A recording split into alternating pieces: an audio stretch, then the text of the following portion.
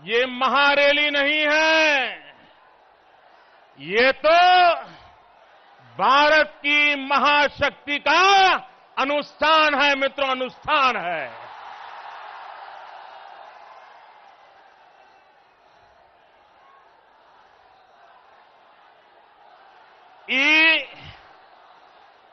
बाबू कुंवर सिंह के धरती के शत शत प्रणाम करता ने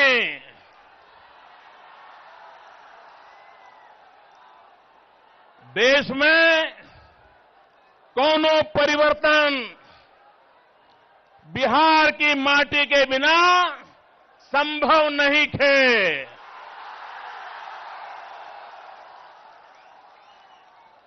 भारत के जे स्वर्णिम इतिहास बा वो पूरा के पूरा बिहार के इतिहास बा।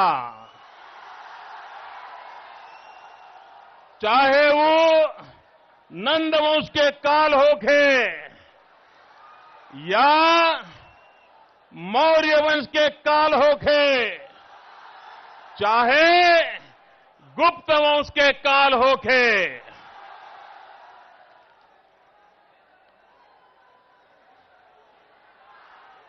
बिहार ई भूमि हुई जहां सूर्य देव के हर रूप में पूजा हो गई। सूर्योदय के पूजा हो गई, आज सूर्यास्त के पूजा हो गई।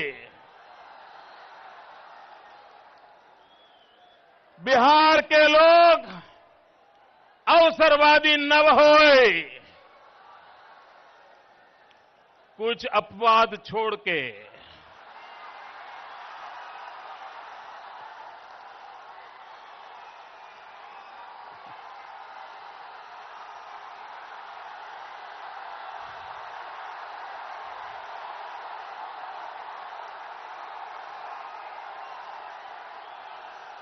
मैं जानता हूं आप क्या सुनना चाहते हो। बिहार के समस्या के जड़ छई सीमांचल के समस्या। पूरा मिथिलांचल बाढ़ से त्रस्त रही छई। भारत नेपाल से मिल एकता कोसी के पेन रोक के व्यवस्था बजाए तब बिहार खुशहाल बजतई। आज तक कोई समस्या पर ध्यान न दे पाई छुए। भाइयों बहनों, अगर रामायण काल को याद करें तो माता सीता की याद आती है। अगर महाभारत काल को याद करें तो कर्ण की याद आती है। अगर गुप्त वंश की याद करें तो चंद्रगुप्त की राजनीति हमें प्रेरणा देती है। अगर हम गणतंत्र की बात करें तो आज भी वैशाली का गणतंत्र पूरे विश्व में सिरमौर है।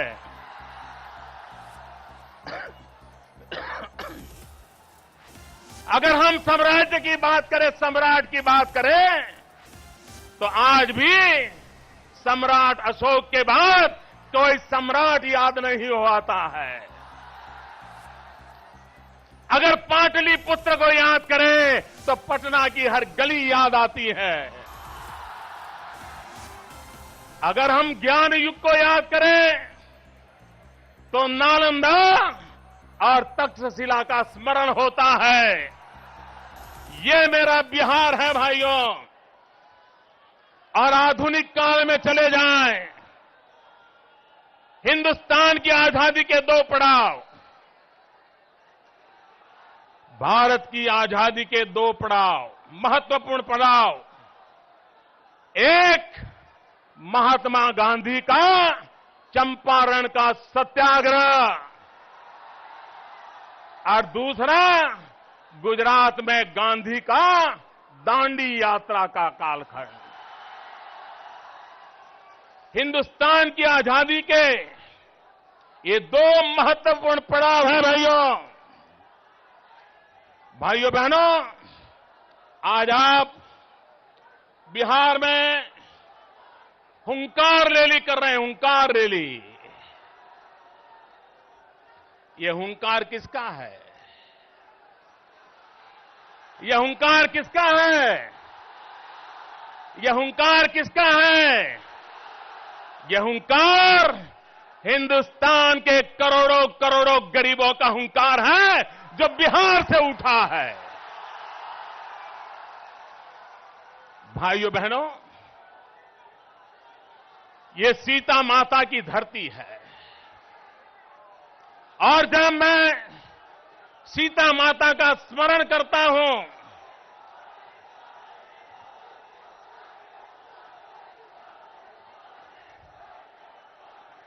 जब मैं सीता माता का स्मरण करता हूं, जब सीता माता का अपहरण हुआ तो सारे वानर सीता माता को खोजने के लिए निकले।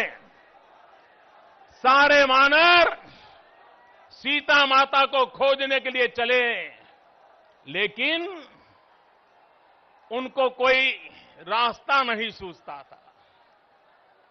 कैसे जाए, कहां पहुंचे, सीता माता को कैसे खोजें?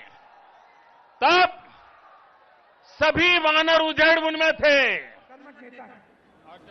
मगर हम राजनीतिक ढांचे को, सिस्टम को खोलना चाहते हैं, इसलिए हम अधिकार की बात करते हैं, इसलिए हम भोजन का अधिकार देते हैं, रोजगार का अधिकार देते हैं। और देखिए, पहले एनडीए की सरकार थी और वो इंफ्रास्ट्रक्चर की बात करते थे। उन्होंने कहा कि भाई हम सड़क पे फोकस करते हैं, और मैंने आंकड़ा निकलवाया। मैंने पूछवाया, भैया मुझे बताओ एनडीए के समय कितनी सड़कें बनी थी हिंदुस्तान में, और यूपीए के समय पिछले 5 सालों में कितनी सड़कें बनी, और सच्चाई क्या है कि हमने 3 गुना ज्यादा सड़कें बनाई, 3 गुना। तो हम इंफ्रास्ट्रक्चर का काम करते हैं, हम एयरपोर्ट बनाते हैं, हम ट्रांसपोर्ट का इंफ्रास्ट्रक्चर खड़ा करते हैं, हम शिक्षा का इंफ्रास्ट्रक्चर खड़ा करते हैं, हम ज्यादा रोड बनाते हैं। मगर हम आपको नहीं भूलना चाहते, जो हिंदुस्तान की सच्ची शक्ति है, जो हमारा आम आदमी है, जो हमारा युवा है, जो यहां महिलाएं बैठी हैं। हम आपको मेरे साथ बोलोगे? मैं बोलूंगा तो आपको कहना है हुंकार भरो, हुंकार भरो। बोलोगे? मैं बोल रहा हूं, का चुप साधी रहो बलवाना, का चुप रहो साधी बलवाना, का चुप साधी रहो बलवाना। भाइयों बहनों, देश हुंकार करना चाहता है और देश को प्रेरणा देने का काम बिहार की धरती से हो रहा है। भाइयों बहनों, यह बिहार की विशेषता है। हिंदुस्तान को जब जब जिन जिन बातों की जरूरत पड़ी, बिहार ने उसे पूरा किया है। जब वक्त था देश को भगवान बुद्ध की जरूरत थी, बिहार ने भगवान बुद्ध दिए। जब देश को जरूरत थी भगवान महावीर की, बिहार ने भगवान महावीर दिए। और जब देश को जरूरत थी, तब यही पटना की धरती है जिसने 10वें गुरु गोविंद सिंह जी को दिया। 1.25 लाख से 1 लड़ाऊं, तब गुरु गोविंद सिंह नाम कहलाऊं। ये धरती है ये। और जब देश भ्रष्टाचार में डूब रहा था, लोकतंत्र खत्म होने की कगार पर था, तब यही बिहार है जिसने जयप्रकाश नारायण को देश को दिया था। भाइयों बहनों,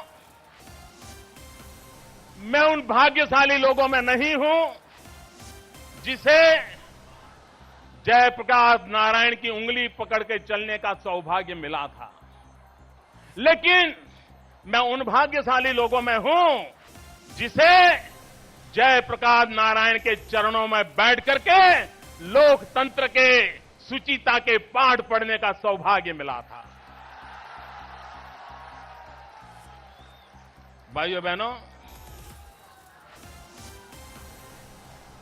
यहां पर हमारे मित्र मुख्यमंत्री है।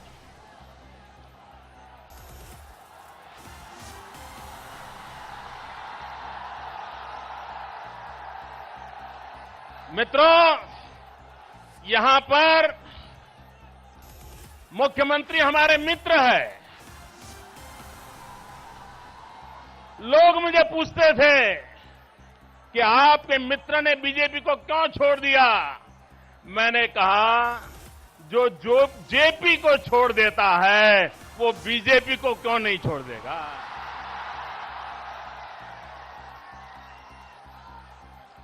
अरे राम मनोहर लोहिया जी, जो जीवन भर हिंदुस्तान को कांग्रेस से मुक्त कराने के लिए जीवन भर लड़ते रहे थे, जीवन भर जूझते रहे थे, और जो अपने आप को लोहिया के चेले समझते हैं, उन्होंने लोहिया की पीठ में खंजर भोंका है और कांग्रेस के साथ आंख मिचौली का खेल खेल रहे हैं। मित्रों, उनके चेले चपाटे उनको माफ करे या न करे, लेकिन लोहिया जी की आत्मा, जयप्रकाश जी की आत्मा उनके इन कारनामों को कभी माफ नहीं करेगी, कभी माफ नहीं करेगी। भाइयों बहनों, 2006-07 की घटना है।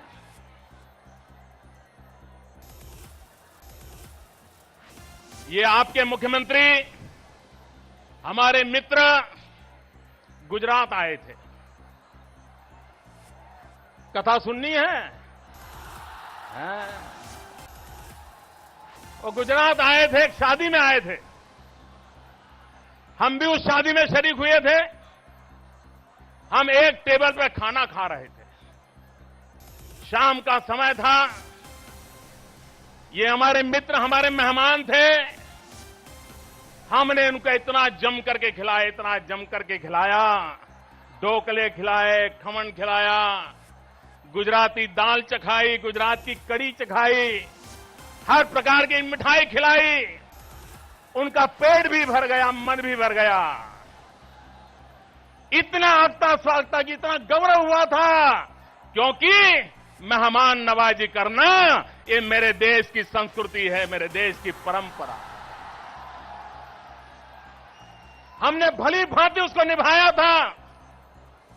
भाइयों बहनों, सार्वजनिक जीवन के चरित्र होते हैं, सार्वजनिक जीवन के उसूल होते हैं। आपने देखा होगा, हमारे लालू जी मुझे गाली देने में कभी मौका नहीं छोड़ते थे। वो हमेशा कहते थे, मैं कभी मोदी को प्रधानमंत्री नहीं बनने दूंगा, ऐसा कहते थे। लेकिन 3 महीने पहले लालू जी को अकस्मात हुआ। हमारे राजीव प्रताप रूडी जी ने मुझे बताया कि लालू जी को अकस्मात हुआ, एक्सीडेंट हुआ है। मैंने उसी समय लालू जी को फोन किया, उनके खबर हाल पूछा, उनके स्वास्थ्य की चिंता की, और मैंने मीडिया को नहीं बताया। मैंने कहा, चलो भाई व्यक्तिगत बात है, क्या बताना है, शायद लालू जी को अच्छा लगे बुरा लगे। लेकिन मैं हैरान था। लालू जी ने मीडिया को बुलाया आकर के कहा कि देखिए गुजरात का मुख्यमंत्री, मैं इतनी गालियां देता हूं, फिर भी मेरे एक्सीडेंट के बाद मेरी खबर पूछता है।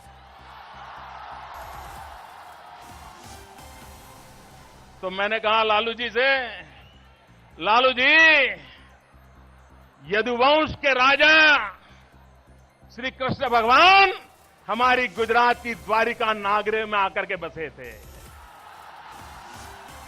अरे यदुवंश के साथ तो हमारा रिश्ता है, हमारा नाता है। अगर आपको कुछ हो जाए तो गुजरात द्वारिका की धरती है, हमें आपके प्रति प्रेम जगना बहुत स्वाभाविक है।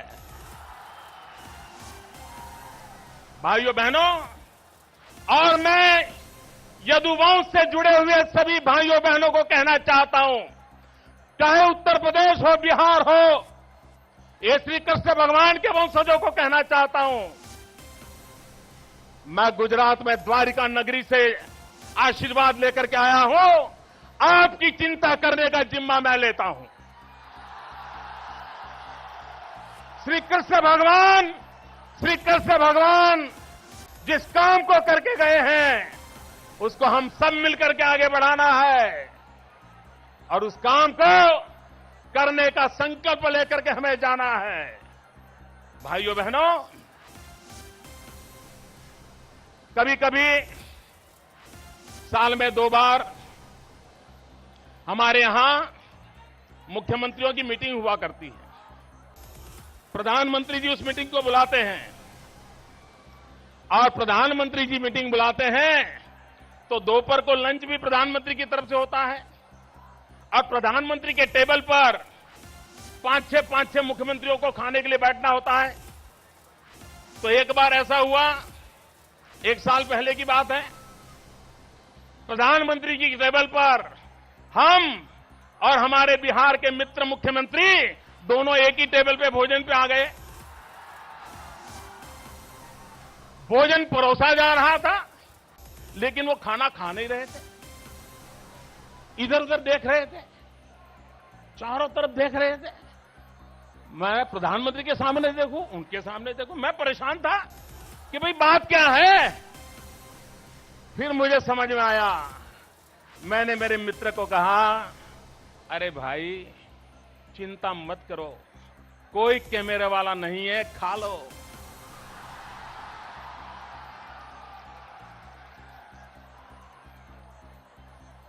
हिपोक्रेसी की भी सीमा होती है। भाइयों बहनों,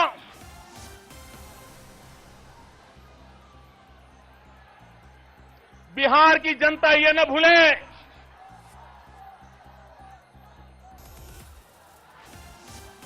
भारतीय जनता पार्टी के उसूलों को समझे मित्रों।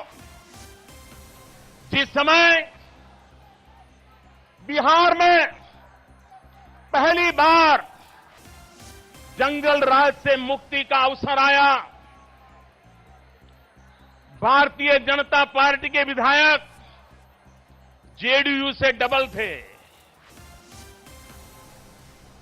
स्वाभाविक था कि मुख्यमंत्री बीजेपी का बन सकता था, लेकिन भाजपा के लिए दल से बड़ा देश होता है और इसलिए अधिक विधायक बीजेपी के होने के बावजूद भी सुशील मोदी जी का मुख्यमंत्री बनना हर प्रकार से वाजिब होने के बावजूद भी जंगल राज से बिहार को मुक्ति मिले, इसलिए मेरी पार्टी ने हमारे अधिकार को बलि चढ़ा दिया, उस हमारे मित्र को मुख्यमंत्री बनाया और वो संप्रदाय बिन सांप्रदायिक से झगड़े के सिरमौर बनके और 2 जुटा पाएंगे ऐसा भरोसा था, नहीं ला पाए। हफ्ते भर में सरकार चली गई। मित्रों, हमारी कोशिश थी कि बिहार को जंगल राज से मुक्त करें और इसलिए भारतीय जनता पार्टी का अधिकार होने के बावजूद भी हमने उनका नेतृत्व स्वीकारा, उनको हमने माना। भाइयों बहनों, उसके बाद जब मैं कहता हूं किसी भी हालत में बिहार को जंगल राज से बचाना था, उसके बाद गठबंधन की सरकार बनी और मैं आज की देश के अर्थशास्त्रियों को आह्वान करता हूं, पॉलिटिकल पंडितों को आह्वान करता हूं, जितनी देर जेडीयू और भाजपा की संयुक्त सरकार चली, अगर किसी ने अच्छे से अच्छे काम किए हैं तो भाजपा के मंत्रियों ने किए थे। विकास की यात्रा को किसी ने आगे बढ़ाया तो भाजपा के मंत्रियों ने बढ़ाया था।